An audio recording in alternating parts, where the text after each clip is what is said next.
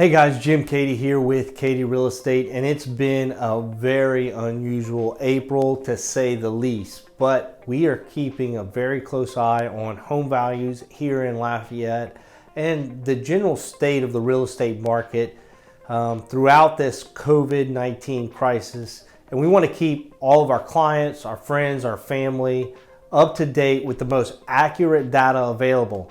And I have some very interesting numbers to share with you today.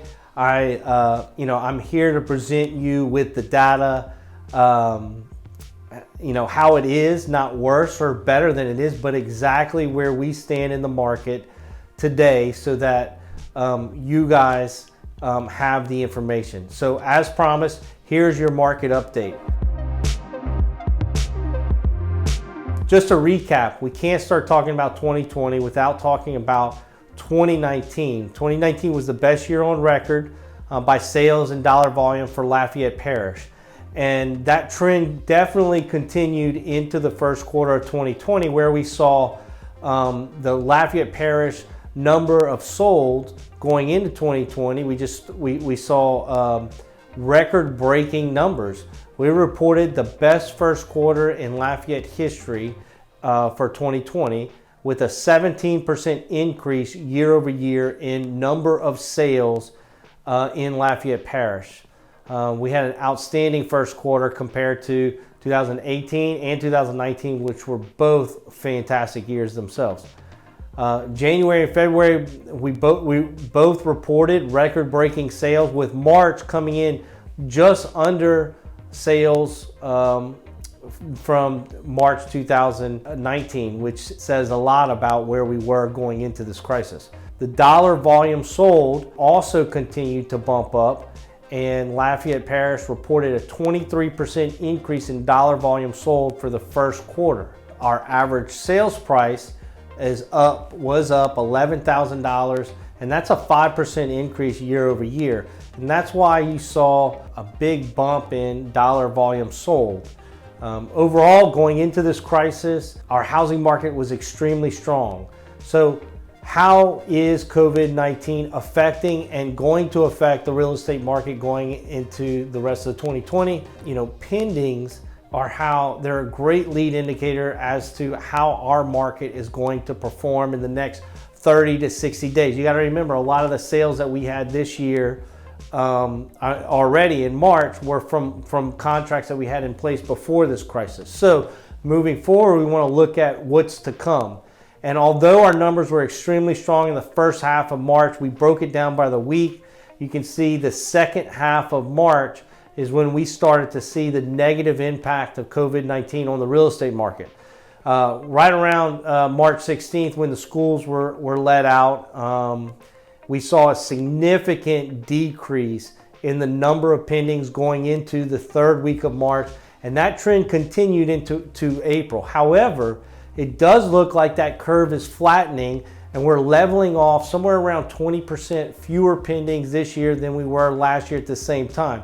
For the entire month of March and April up to April 18th, we can see that we reported 14% fewer pendings or 77 less pendings during that same period last year. Another good way to see what's happening and what to expect moving forward is by looking at foot traffic. So the foot traffic is the actual showings that were set up by buyers. So all of our realtors in our area use a system called Showing Time to set up all of our showings, and Showing Time reported a 41% decrease in the number of showings or foot traffic compared to the same weeks last year. However, it does look like that foot traffic curve is also flattening, and we are maintaining somewhere around 45% fewer showings than the same time this time last year. We've also found that buyers are not looking at many homes, so our showing to sale ratio is much higher than normal. So if a buyer is actually looking for a house today, they need to buy. Nobody is looking just to look right now. They're not looking for fun. This would explain why pendings have not dropped as much or as significantly as the foot traffic has. We also like to keep an eye on new listings coming onto the market. That's our supply. You can see that we've maintained almost an even number of new listings coming into the market over the last 3 months. This is very unusual because March is typically when we start to see more sellers coming onto the market, but some sellers are holding off right now until after the crisis passes. But let's take a closer look at March to see what March and April to see what the effects of COVID-19 had on our supply week by week. The second week of March is when we saw a significant decline to 63% fewer new listings coming onto the market through April. So not only did we lose about 41% of the buyers in the market, we also saw a decrease in the supply by almost 21% compared to the same few weeks last year.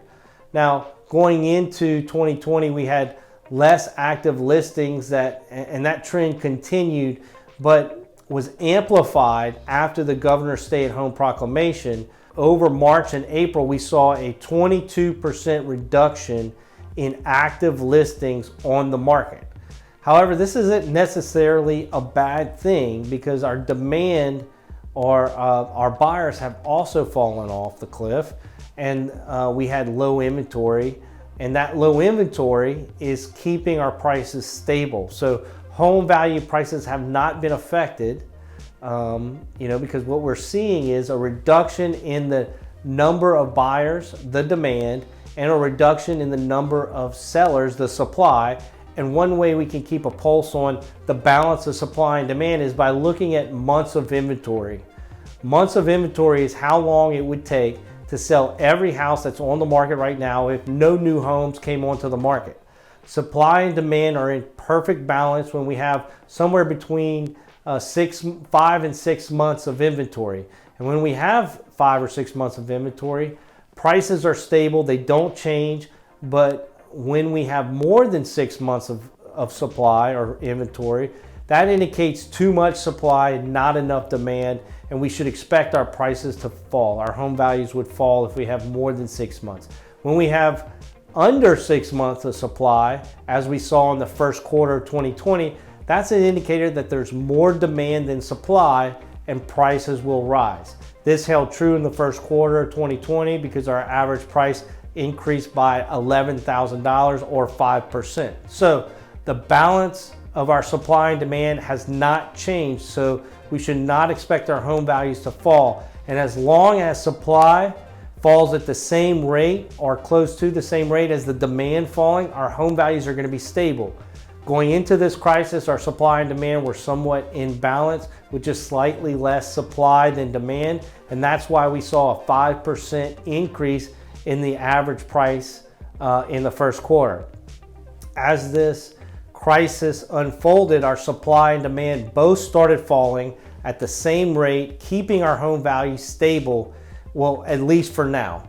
We're not going to know what May and June will look like just yet, but we're hoping for the curve to flatten and to maintain a 45% less showings and sales until this crisis is over.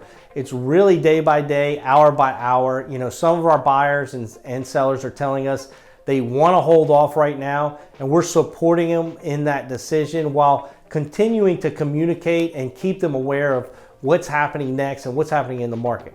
After this crisis is over, I think it's possible that we're going to see more people decide to start working from home. We might even see more people decide they have too much home or need an extra office or they want to downsize. I think it's premature to project what true effect we're going to have this virus will have on the rest of the real estate market in 2020.